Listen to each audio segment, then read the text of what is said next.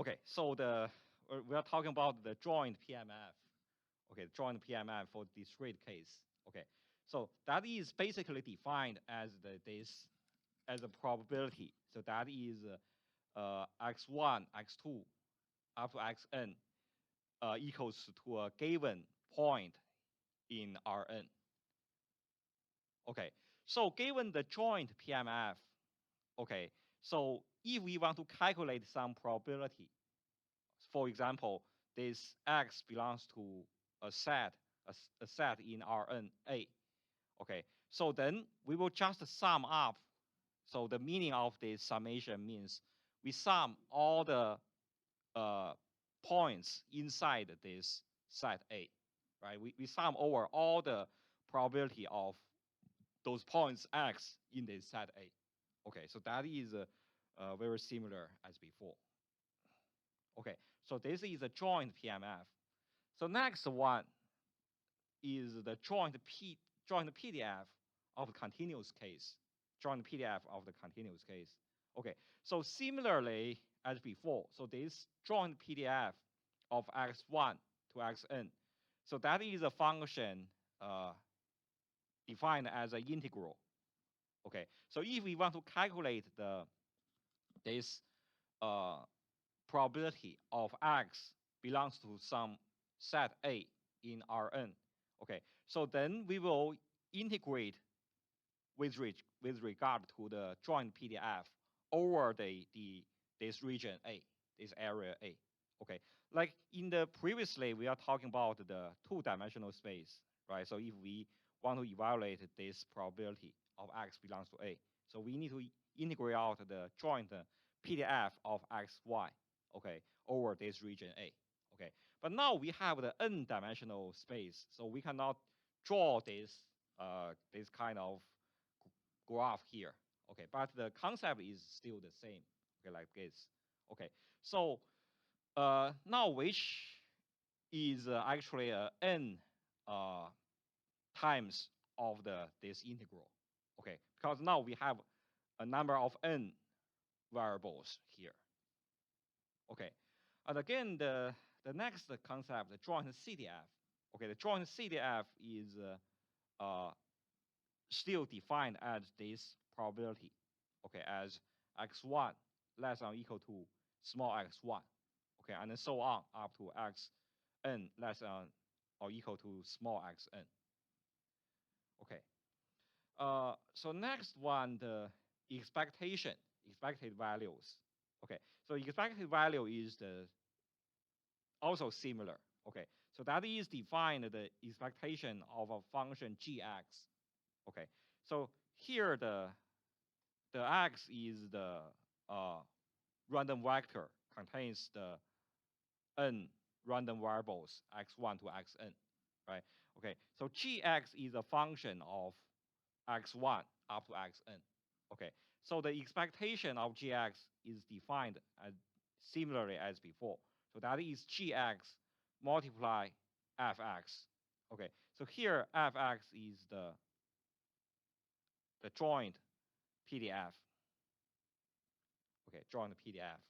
Okay, this is for the continuous case.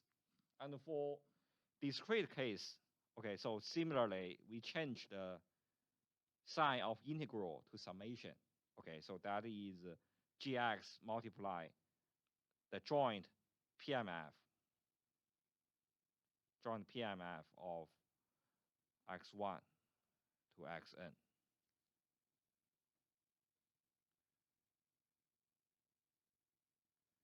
Okay. Okay, I think these are just the follows from the bivariate case, right? So conceptually, it's easy to understand. Okay, so next definition. So the marginal distribution. So marginal distribution. So now we have n random variables. Okay, so then we can define the marginal distribution of a group of k random variables out of those n random variables. Okay, so this marginal distribution of x1 up to xk, so meaning, so k is less than or equal to n, right? We should write it. So this means x1 to xk is a group of random variables out of those n random variables. Okay, so the definition of this marginal distribution is defined as we use the previous concept. We integrate out the other random variables. Okay, now we integrate out here the xk plus 1. So we up to xn.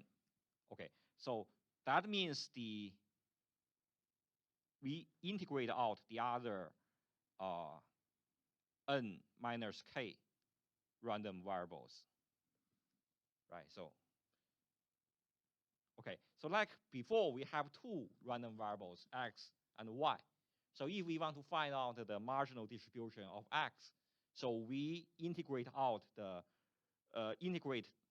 joint PDF over the other random variable y. Okay, so similarly here. Okay, but now we can define the marginal distribution of a group of random variables. Okay, this is for the continuous case. Okay, and for the discrete case, so we will change this integration to summation. Okay, so we will sum out the other n minus k random variables. Okay, so next the concept is conditional PDF or PMF. Okay, so here we have the joint, here the f x1 to xn, so is a joint PDF or PMF of the n random variables. Okay, so then if this joint PDF or PMF is greater than 0, so then, so in other words, this is not 0, so the joint PDF or PMF. Okay, so then we can define the conditional PDF or PMF of a group of random variables. Okay, so so here, because we have more than 2 random variables, okay, so this we write this way as this n minus k random variables. So we conditioning them on the rest random variables, the rest k random variables. So here we can define the conditional PDF or PMF of a group of random variables that is conditioning on the rest random variables. Okay, so in other words, previously we just defined one random variable conditioning on the other random variable for the bivariate case. But now we have more than 2 random variables. So then we can define, the conditional PDF or PMF of a group of random variables conditioning on the rest of the random variables. Okay, and then the definition is quite similar. Okay, so that is the joint, right? This is the joint PDF or PMF of all the n random variables, and divided by the marginal PDF or PMF, so which we are conditioning on. Okay, so that is denominator is the marginal PDF or PMF of the k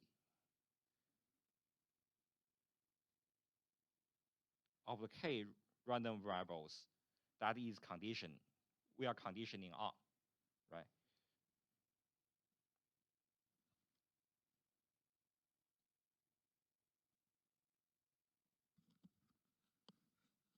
Okay, so in other words, now the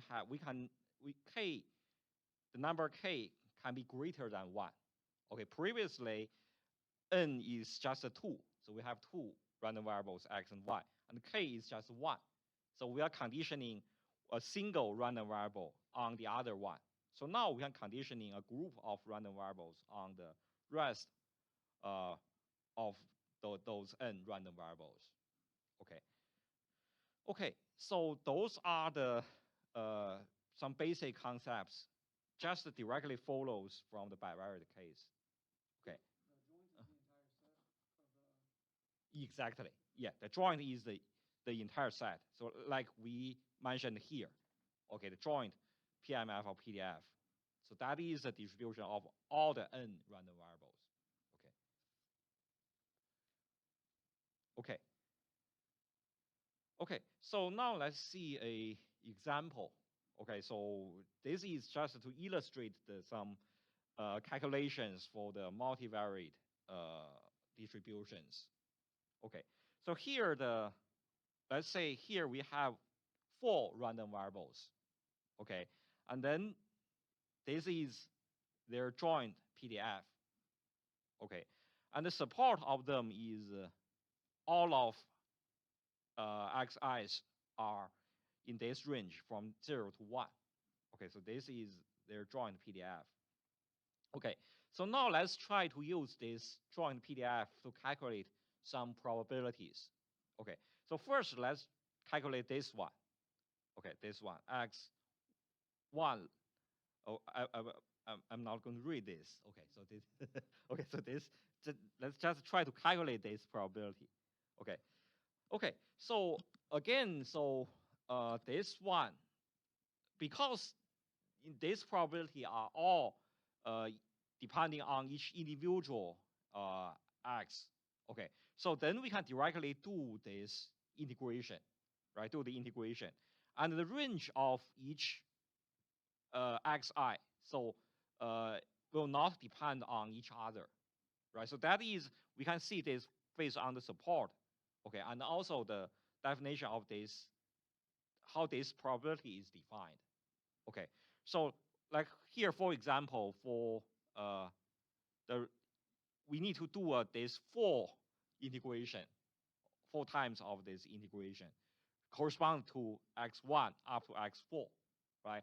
And the range of each random variable. So for x1, so that is from, we need to find out x1 is less than 1/2.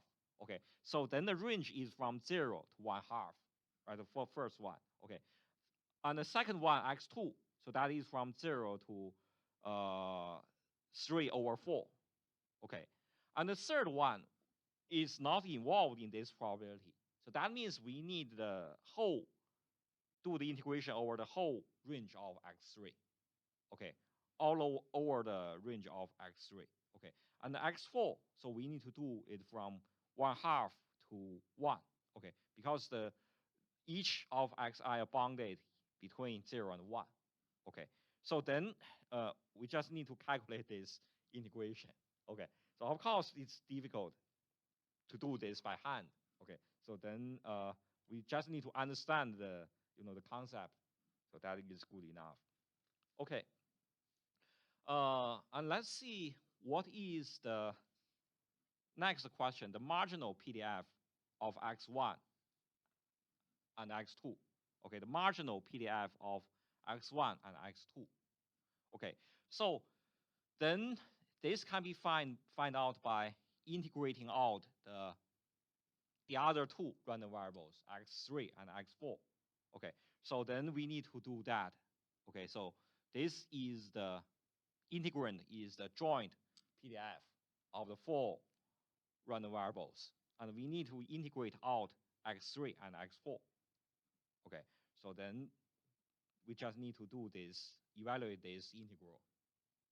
Okay, so next one, let's find this expectation. Okay, the expectation of x1 multiplies x2. Okay, so this is so here we have only this function of 2 random variables, x1 and x2. Okay, so then this expectation is evaluated with respect to the marginal, right? To the marginal PDF of x1 and x2, right? Because this expectation only involves function of x1 and x2. Okay, so this should be evaluated with respect to the marginal PDF of x1 and x2. Okay, so which is the one we have calculated in the previous question. Okay, so Okay, so we can directly plug in the marginal PDF of X1 and X2. Okay, so here it is. Okay, so next one, let's see the conditional PDF, of X3 and X4 given X1 and X2. Okay, so again, the definition of this we need to know. Okay, so that is the joint PDF of all the 4 random variables divided by the marginal PDF of those 2 random variables we are conditioning on. So that is X1 and X2. Okay. So and the rest step is just plug in the forms of the joint PDF and the marginal PDF. Okay.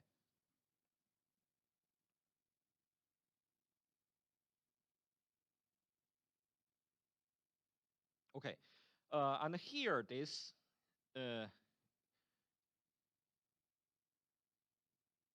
part is saying, okay, so here we have a general form of this conditional PDF of X3 and X4 given X1 and X2. Okay, so if we know, because the meaning of conditioning means, so we know the values of X1 and X2, so meaning those variables we are conditioning on. Okay, so if we are given some specific values of X1 and X2, okay, so then we can just directly plug in those specific values, in this conditional PDF. Okay, so that is about this part. So if we are given some specific values of X1 and X2, okay. Okay, and of course this conditional PDF, if we are given this conditional PDF, okay, so then we can compute some conditional expectations. Okay, for example, if we want to calculate this conditional expectation, okay, so that means the conditional expectation of X3 multiplies X4 given X1 equals this value and X2 equals this value. Okay, so that is, remember the definition of conditional PDF, conditional expectation. So that is this function multiply the conditional PDF, right? So this function multiply the conditional PDF. So that is the definition of this conditional expectation.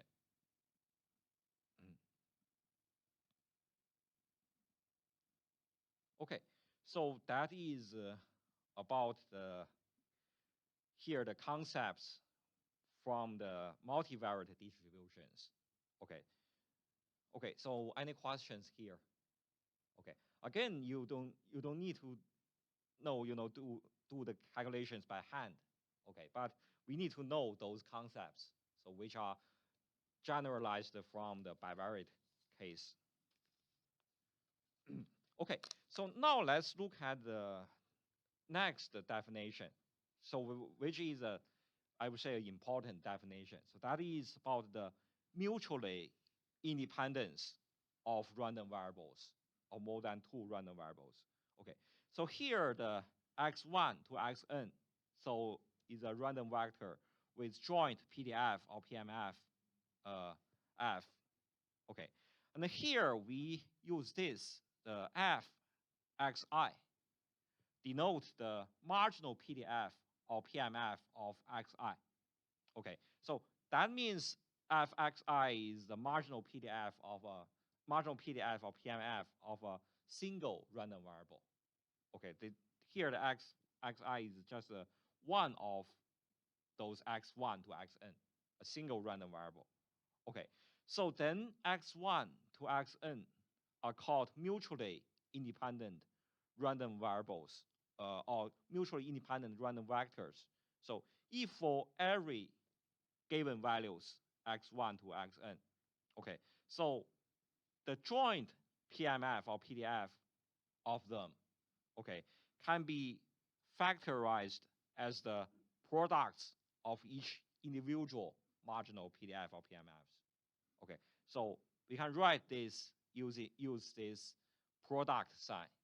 Okay, product sign. So that means the product of x1, the marginal PDF of x1 up to the marginal PDF of xn.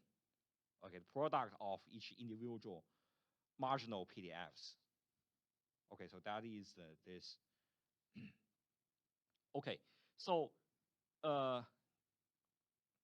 this can be defined for I mean here the x1 and xn. So they can be defined as vectors. Okay, so but what we are discussing here, so here all the xi are all one-dimensional. Okay, so then here the x1 to xn are called mutually independent random variables. Okay, mutually independent random variables. Okay, so this definition is similar to the independence of two random variables, right? So remember the definition of independence of two random variable. So is also the joint PDF or PMF can be factorized as products of two individual marginal PDF or PMFs. Okay, so here this is the joint. Okay, also the joint PDF or PMF can be factorized as a product of each individual marginal PDFs or PMFs. Okay, so from so this is similar as before, oh, right? Yeah. So the joint can be factorized. Okay. But here I put a note here. Okay.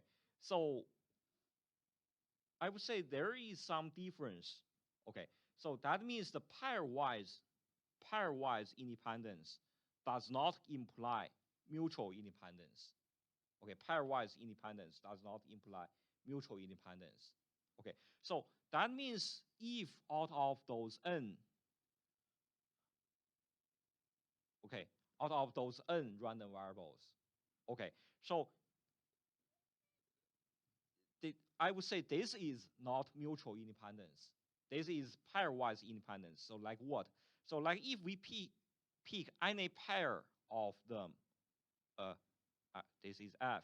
So means the joint PDF or PMF of xi and xj. Okay, I will write this. So if this occurs, this hold, so that means the pairwise independence.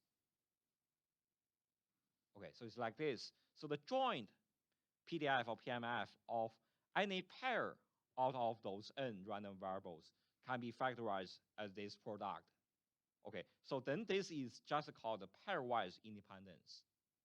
Okay, but this does not imply mutually independence.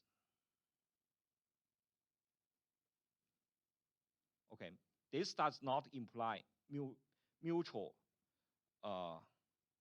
independence of all n random variables. Okay, so the definition of mutually independent is this. So the joint PDF of all the n random variables can be factorized as this product. So this is the mutually independent.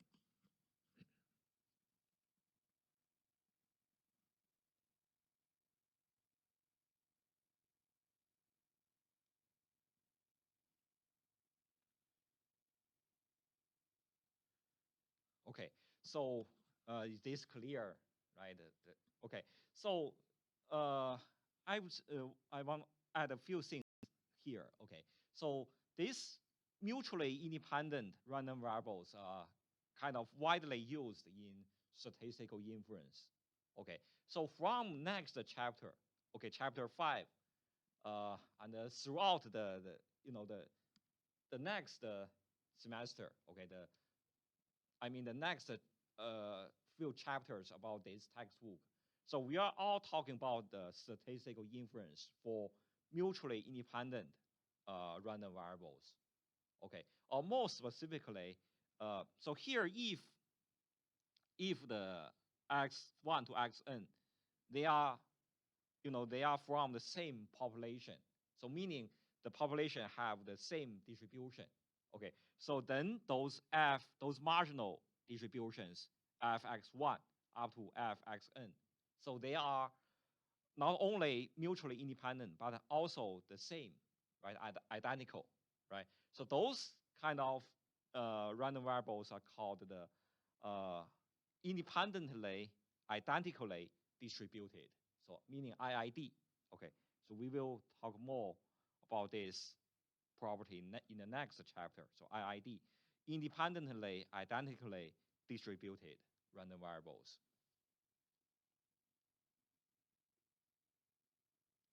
Okay, so this textbook is talking about the inference for those IID random variables. Okay, so you may wonder, so if those random variables are not independent, okay, so in that case, if those random variables are correlated, okay, so then that is actually a difficult problem. So we will see in the next chapter, and you will also learn this in the next semester, okay, about the statistical inference. Okay, so if x1 to xn, they are correlated, okay, so then there is a specific field called the correlated data analysis. So it's talk about the if x1 to xn, so they are they have some correlation. So how can we make the inference? Okay, so then that is difficult than this IID case. Okay.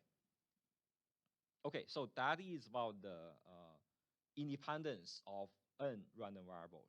So if the variables are IID, then Uh-huh. if it was pairwise, then would that imply Yes. mutual? Yes, that's right. Yeah. So mutually independent will imply pairwise independence, but the reverse way is not true. Even if they were IID? Yes. Yes. Oh, so yes, you're right. So if IID random variables so implies pairwise independence. Yeah, but the reverse is not true. Yeah, but here I just want to mention we are the concept of ID we will talk about next chapter. So here we are just talking about the mutually independent, only the independence, the concept of independence.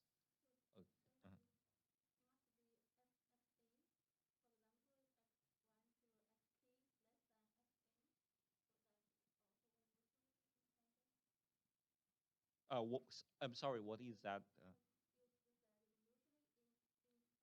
Independent.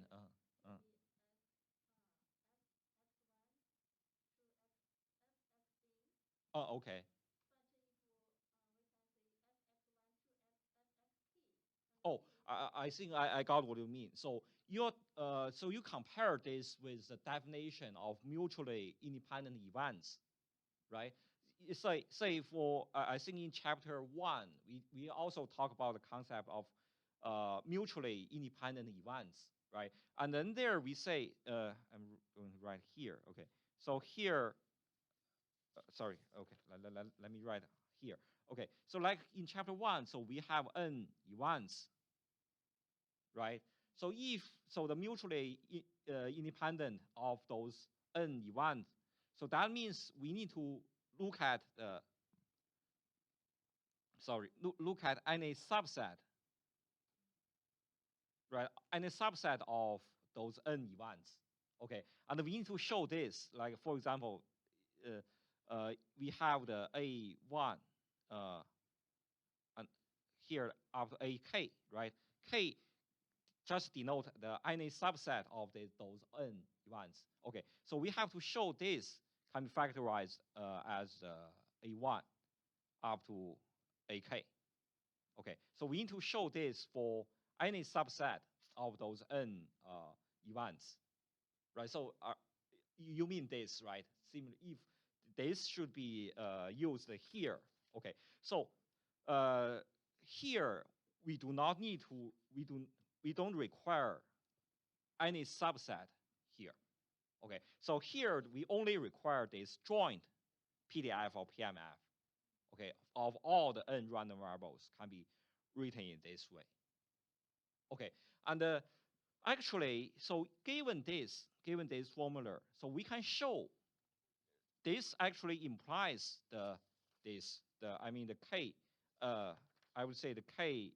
I'm going to write here. So given this, so we can actually show this. So we have the x1 up to xk. So it can be written as the products of their marginal. Okay, so you know what I mean right here.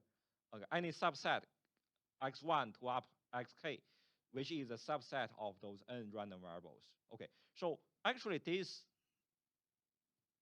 if we know x1 to xn are mutually independent, so that is given this one. So we can show this is also true. Okay, so the reason is, I'm not going to elaborate this. Yeah, the reason is we have this relationship of this marginal distribution.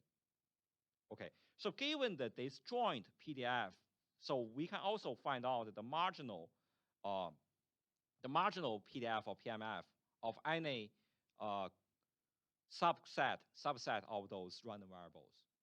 Okay, so then here we only need this to be true to show x1 to xn are mutually independent. Okay, so this is the most strong, the strongest condition. Okay, the strongest condition. Given this, so this can implies any subset of those n random variables, they are independent. Okay.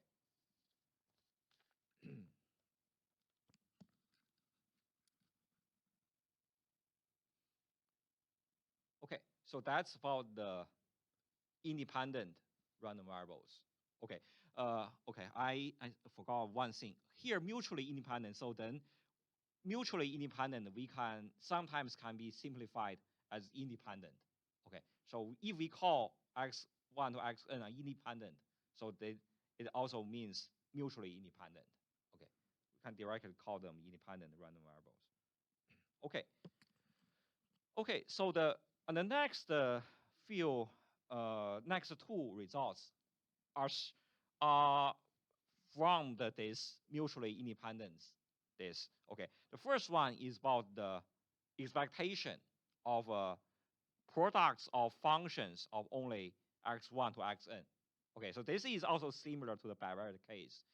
So the expectation of this product can be written as the products of individual expectations. Okay, so if x1 to xn are independent. Okay, so this is also follows from the bivariate case. Okay, so next one about the property of the MGF of the sum of independent random variables. Okay, similarly as before. Okay, so here if x1 to xn are mutually independent. Okay, so then the MGF of their sum, so Z, is the product of their individual PMFs. Sorry, MGFs, sorry. The moment generating function, MGFs. Okay, so this is also the same as the bivariate case. Okay, MGF of the sum is the product of individual MGFs. Okay, so let's see one example. Okay, a quick example here. Okay, so here the xi are gamma. Xi's are gamma distribution. Okay, so I would say I forgot to write this condition. So that is xi's are mutually independent. Okay, so all the xi's are independent. Okay, so then the sum of them also follows a gamma distribution. Okay, so with this this alpha is the scale parameter. Yes, we just sum over the scale parameter. Okay, and then the beta this parameter is the same. Okay, so we can show this, use this MGF technique. Okay, use this.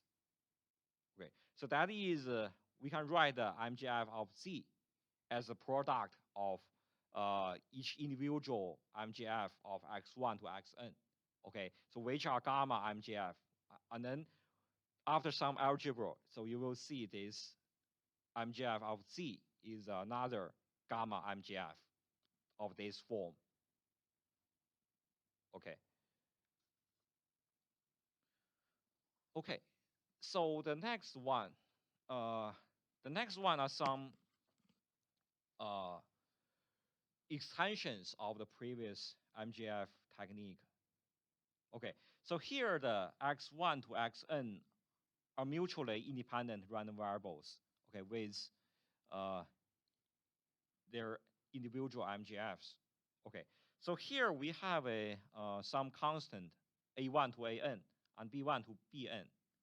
Okay, so we define this, we call this linear sum, right? Contains this type of constants here. Okay, so we can also find out the MGF of Z, so linear sum of X1 to Xn.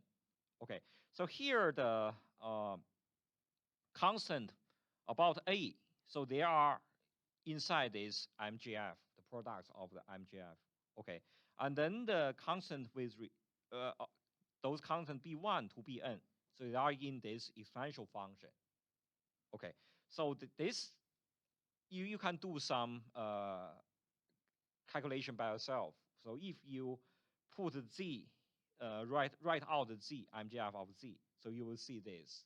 Okay, and then by the independence of X1 to Xn. Okay, so basically we can write this MGF as a product. Okay, and after some algebra, we put B together, and those terms contains A together, so you will see this.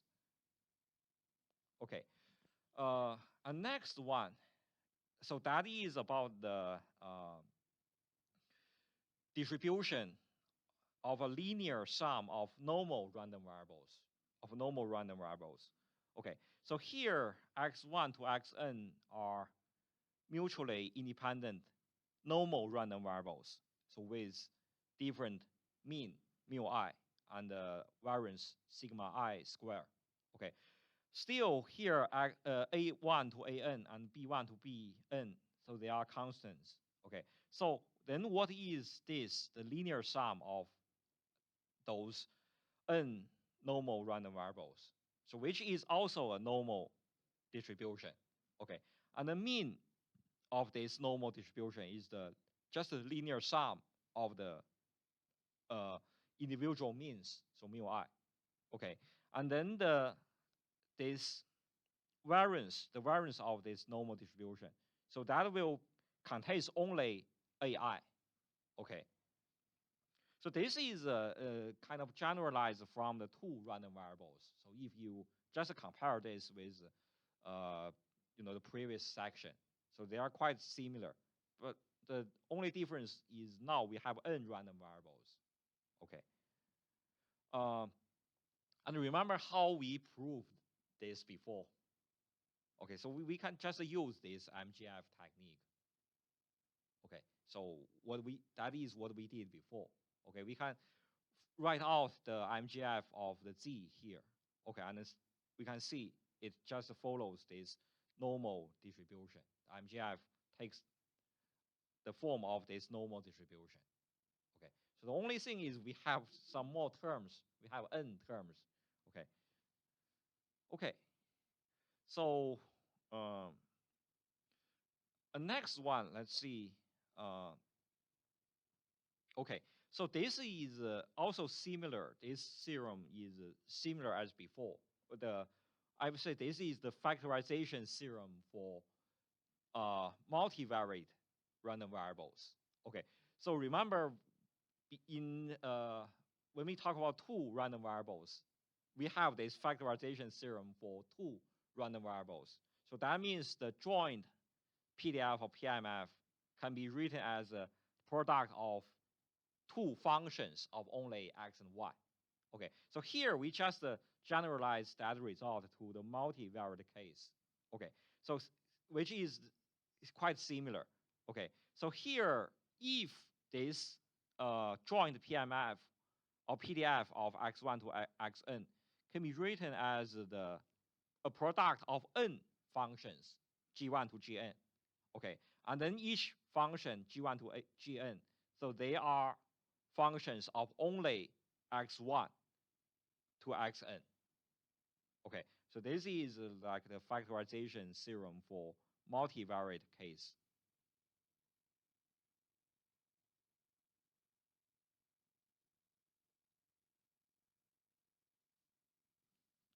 Okay, so if this, we can write the joint PDF or PMF in this way. Okay, so we can see x1 to xn are independent.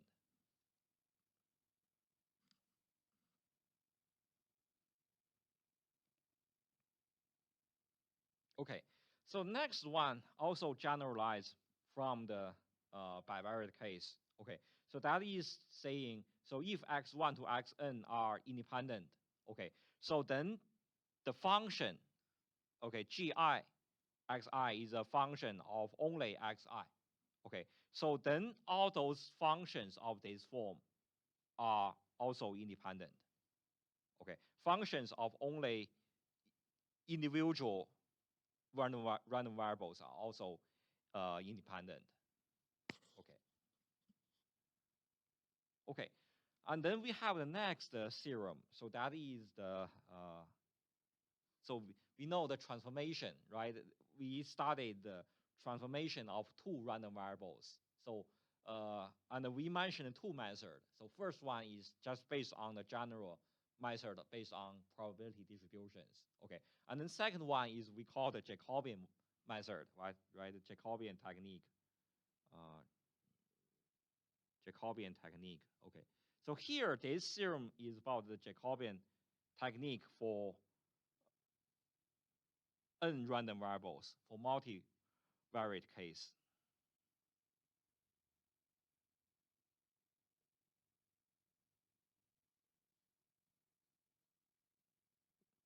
Okay, so the Jacobian technique for n random variables.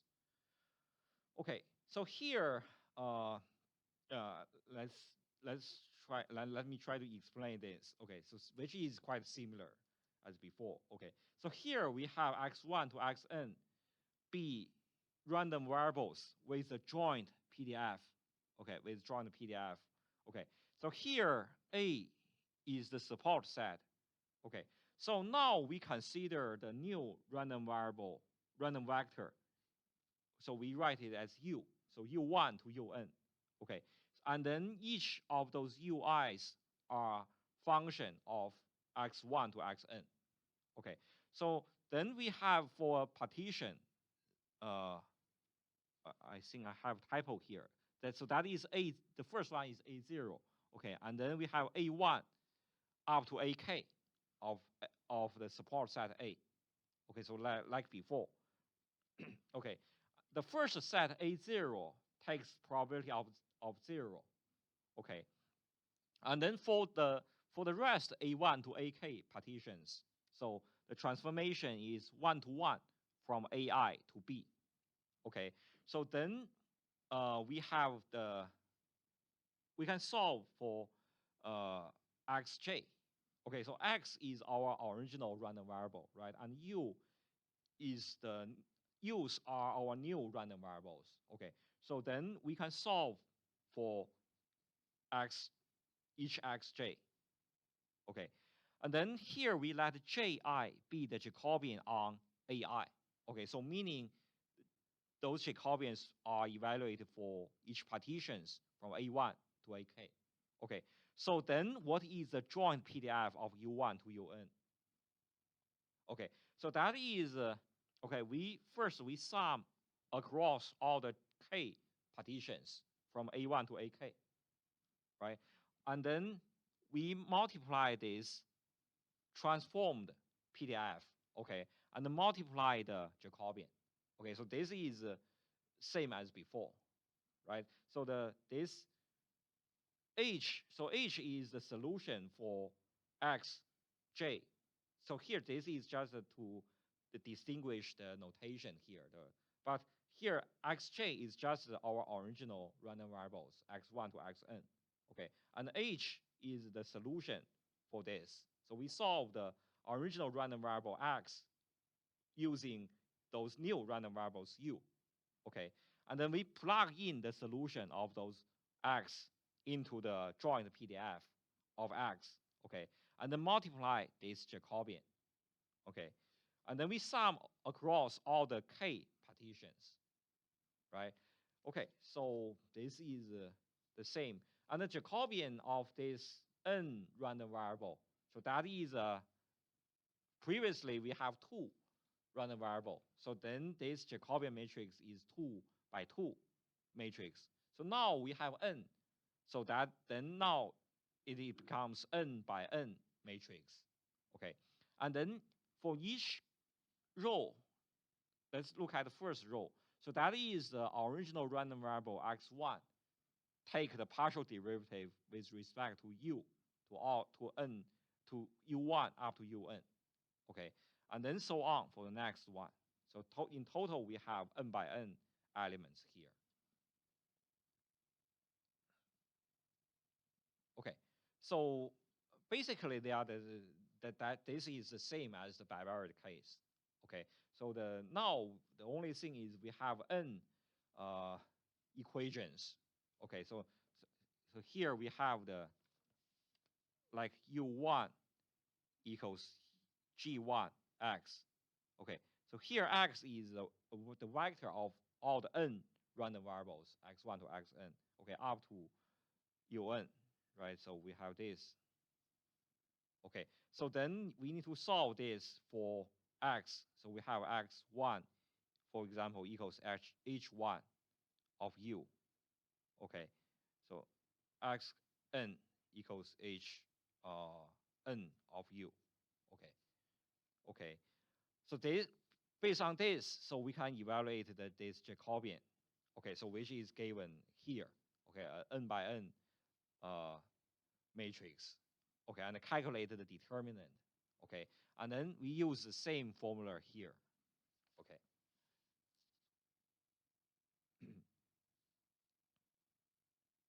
Okay, so that is about the I think all the results for the multivariate case. Okay, which are generalized from the bivariate case. Okay, so any questions here? Okay, any questions so far? Okay, okay. So then the next topic in this section is we want to talk about 2 specific multivariate distributions. Okay, 2 multivariate distributions. Okay, so the first one is called the multinomial distribution. Multinomial distribution. Okay, so like previously, we talked about the binomial distribution. Binomial distribution. So we have 2 outcomes, right? The dichotomous outcome, so success and failure. Okay, and we usually define the x as a total number of success. Okay, so now this multinomial distribution is just a generalization of binomial. So instead of have 2 outcomes, so now we have n outcomes. We have n outcomes. Okay, so here we let the m and n be positive integers. Okay, so here we have n different outcomes. So then here we have the probabilities P1, P2 up to Pn. So they are probabilities, and then sum of them is 1. So those P1 to Pn's are corresponding to the probability of those n outcomes. Okay. So then this random vector x1 to xn has a multinomial distribution. So with m trials, okay, and then cell probabilities P1 to Pn. Okay, so here cell probabilities means the probability corresponding to each of the n outcomes.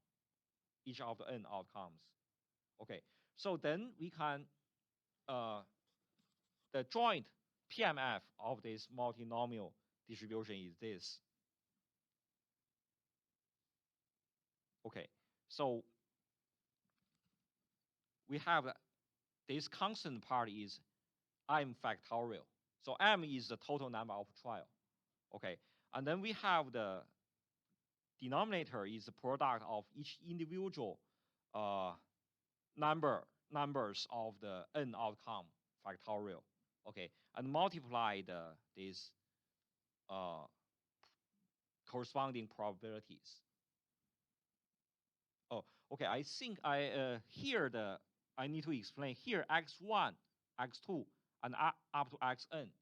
So they are the number of each individual outcomes. Okay. So say for example so we have the n outcome, right? So 1, 2, up to n outcome. Okay. So their corresponding probability is P1, P2, up to Pn here. Okay, so in a total number of m trial, okay, so then we got this. So the first outcome we have x1. The number of outcome of the first outcome is x1. Okay, and x2 means the number of the second outcomes we got. Okay, and then so on to xn. So xn is the number of the nth outcome. So we got out of the m trials. Okay, so then now we are talking about the joint PMF of x1 to xn. Okay, so then this joint PMF of x1 to xn, so is called a multinomial distribution. Okay.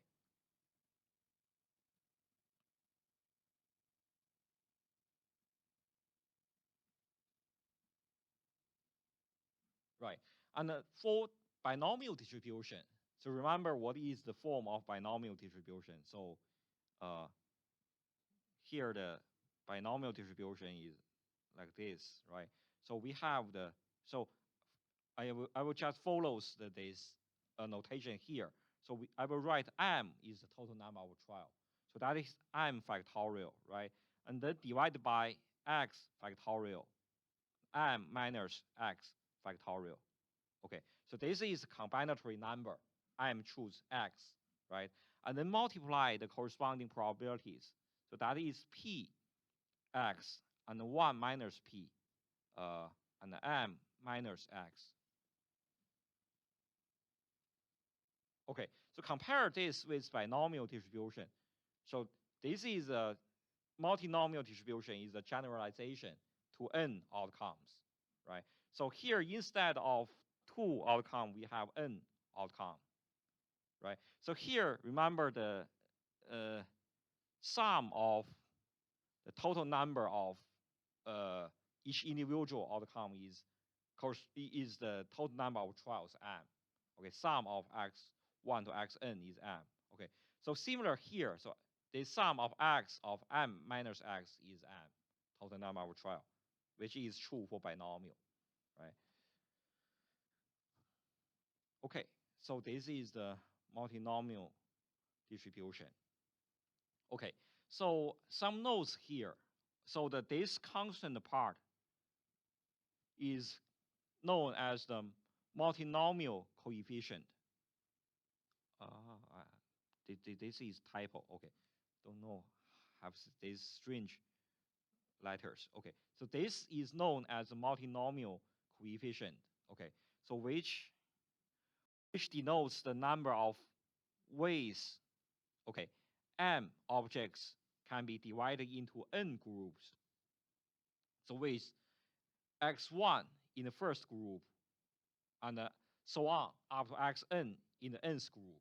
Okay, so this is about talking about this. Okay, so we have a total number of m trials, or we can think of this as number of m objects. Okay, so now we want to put those m objects into those n categories. Okay, and then each category with number of x1, x2 up to xn objects. Okay, so then what is the total number of ways to do this? So then it is given in this quantity. Okay, so m factorial divided by factorial, the products of factorial of each individual number here. Okay, so this is called the multinomial coefficient. Okay, so the second note, as I already mentioned, so binomial is just a special case of the multinomial distribution with n equals 2. Okay, so we can see this. Okay, so and the next theorem is called the multinomial theorem. Okay, so this is also similar to the binomial theorem. That is talking about the property of the multinomial coefficient. Okay, which is quite similar to the binomial coefficient. Okay, so here the m and n are positive integers. Okay, and here the A, B, the set of vectors. Okay, x1 to xn, such that each xi is a non-negative integer. Okay, and then we require the sum of xi. So the sum of the number of outcomes for each outcome, sum of them is m. Okay, so then for any real numbers p1 to pn, okay, so we have this. Okay, so that is the p1 sum up to pn to the power of m equals the sum involve this multinomial coefficient. Okay, so which is here.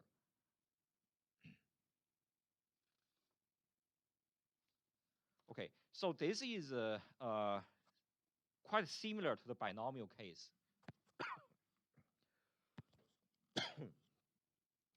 Okay, so for the binomial case, we have the sum of only two, sorry, of two probabilities. Okay, P1 and P2, right? So now we have the n sum of n elements P1 to Pn. Okay.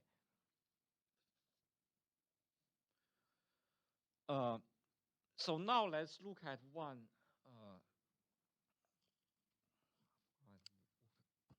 Let's stop here for 1 minute. Let me get some water.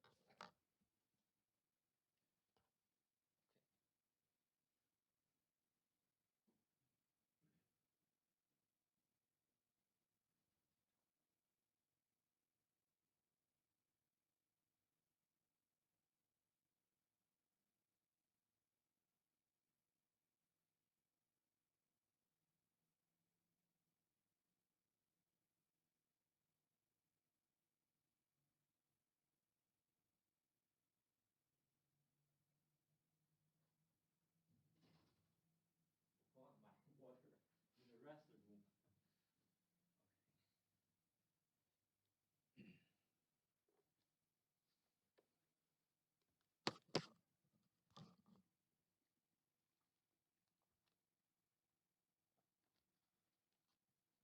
Okay, so now let's look at one example. Illustrate this multinomial distribution. Okay, so here,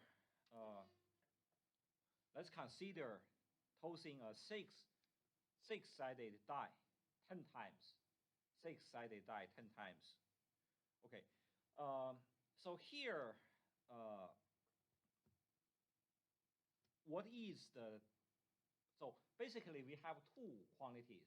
So first one is the m. Okay, m is the total number of trials. So which is 10 here, right? We are going to toss the die 10 times. Okay, and also another quantity is n. Here the n is not the same quantity in the binomial distribution. Okay, so here the n is the total number of categories. or total different type of outcomes. Okay, so here we have a die, 6-sided die, so n is 6, right? So we have 6 different outcomes. Okay, so now we suppose the die is unbalanced, so that the probability of observing 1 is 1 over 21. Okay, so here it is given the probability of each of those 6 outcomes. Okay, so the first outcome has probability of this. Okay, second outcome has probability of 2 over 21. Okay, so in general, the probability of observing an I, so that means the probability of each, that the ith outcome is I over 21. Okay, so now let's consider this random vector x1 to x6. Okay, so where xi counts the number of times I comes up in the 10 tosses. Okay, so in other words, xi is the number of outcomes. Xi is the number of the ith outcomes in these 10 tosses. Okay, so then here the x1 to x6 has a multinomial distribution. Okay, so with m equals 10 trials and n equals 6 possible outcomes. Okay, and then we call this cell probability. So meaning the probability to correspond to each outcome. So that is given here. Okay. So now we can use the multinomial PMF to calculate some probabilities. Okay. So for example, if we want to calculate this probability, so given here. Okay. So that means we got across the 10 tosses, we have 0, 1, right? 0, 2, and 1, 3. I have to write the number 1, 2, 3, 4, 5, 6. Okay, so those numbers are corresponding to the points, the total number of points we get. Okay, correspond to the 6 points here. Okay, so this number. Okay, so then we can use this multinomial PMF. Okay, so this is the multinomial coefficient.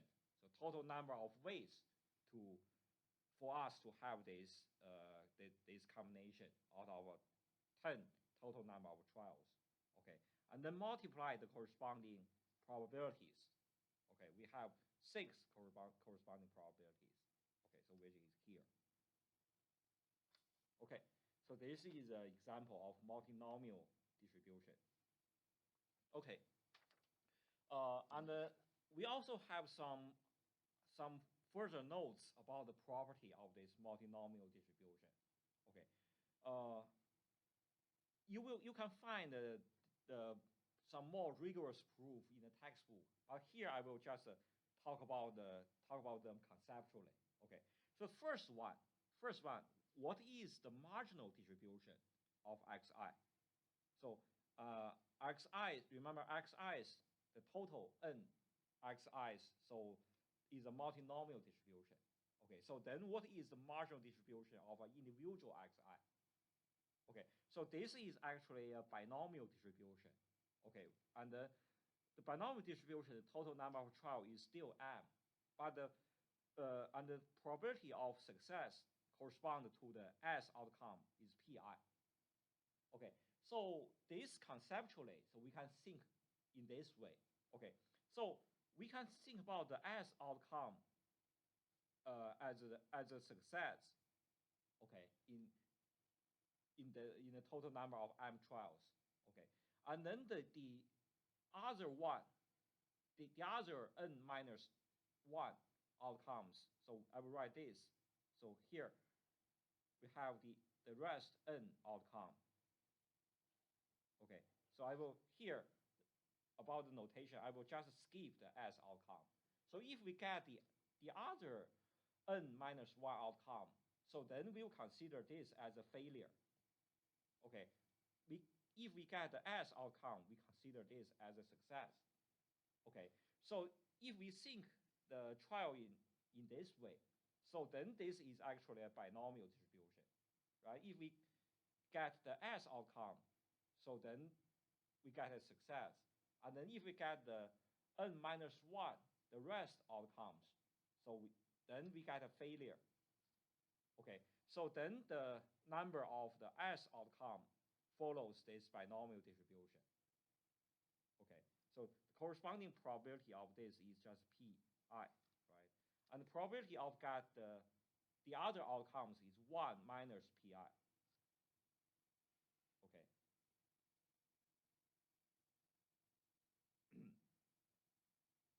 Okay, so the second property, the conditional distribution of x1 up to xn minus 1, given xn equals small xn.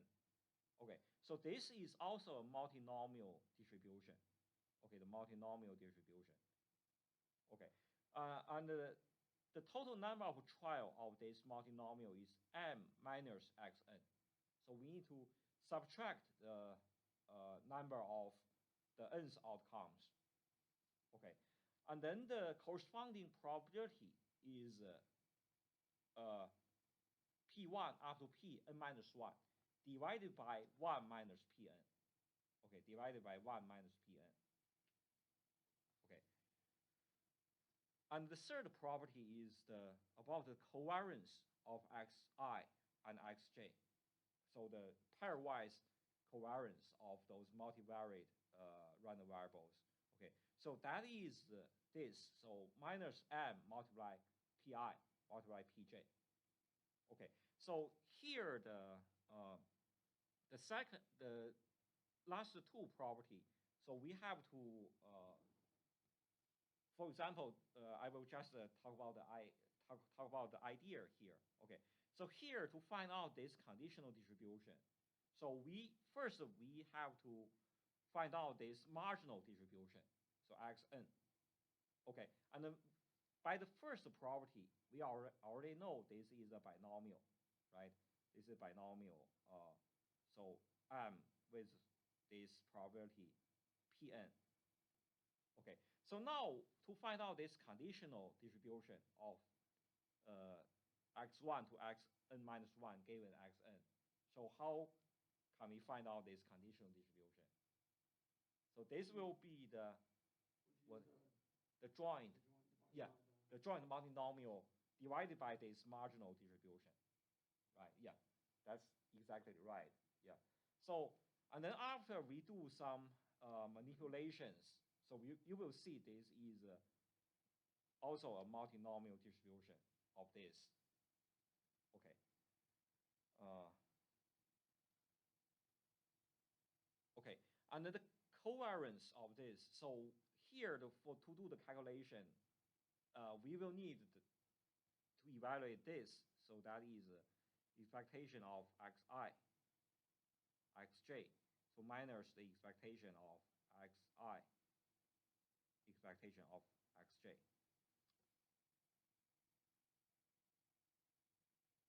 Okay, so and after you did the calculations, you will see this. Okay.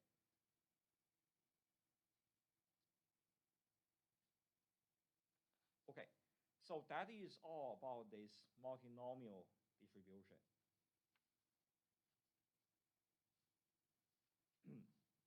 Okay, so next one is also a generalization of the previous bivariate normal distribution. So now we talk about the multivariate normal distribution.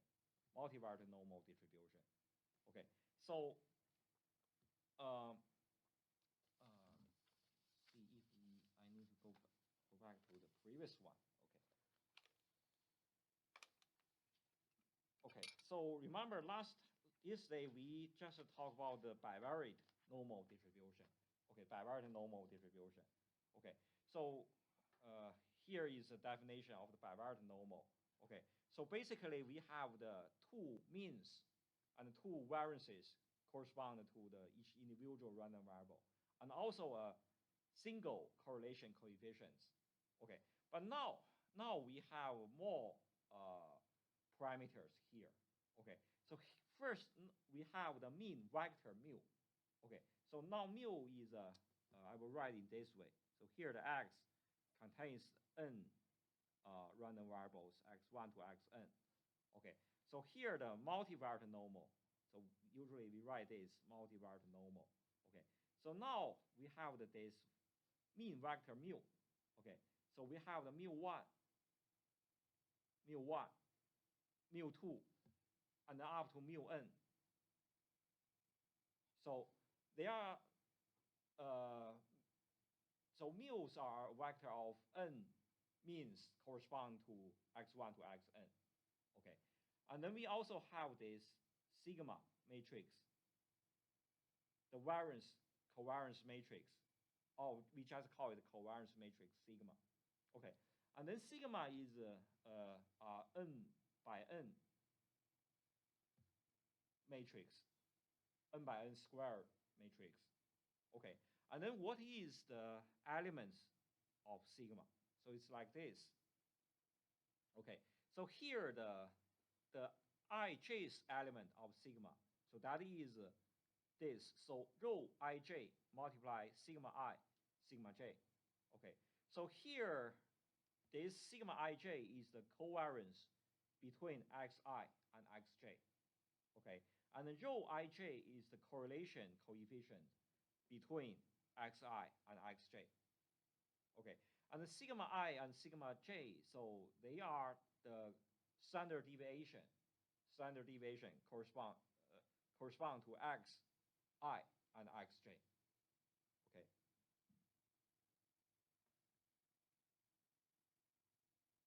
So so if we write out this, so it will be like this.